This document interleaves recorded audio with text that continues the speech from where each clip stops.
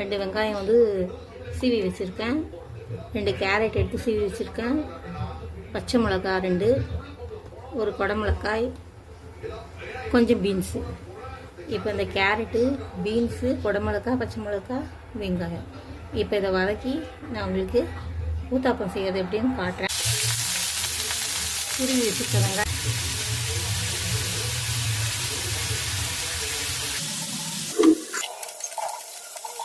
எல்லாம் அரிஞ்சு வச்சுருந்தேங்க, எல்லாத்தையும் இதை போட்டிருக்கேன். போடுவோம், புதினா போட்டிருக்கு.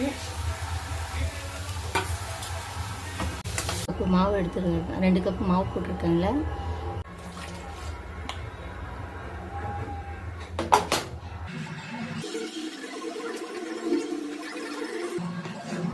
ஹாய் ஃப்ரெண்ட்ஸ், இப்போ மாவு வந்து நம்ம ஓரளவுக்கு திக்காகவே கலந்து வச்சுருக்கோம். இது கூட இப்போ நான் ரெடி பண்ணி வச்சுருக்கேன் இந்த காய்கறியை இதில் போட போகிறேன். போட்டு உங்களுக்கு ஊத்தாப்பம் செய்கிறது எப்படின்னு சொல்லி காட்டுறேன். இப்போ இதை கலந்து விட்டுக்கணும்.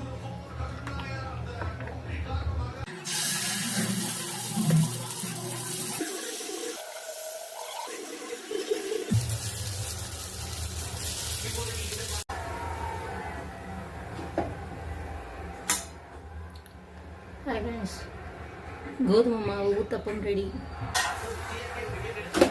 ஃப்ரெண்ட்ஸ், கோதுமை வெஜிடபிள் ஊத்தப்பம் ரெடி.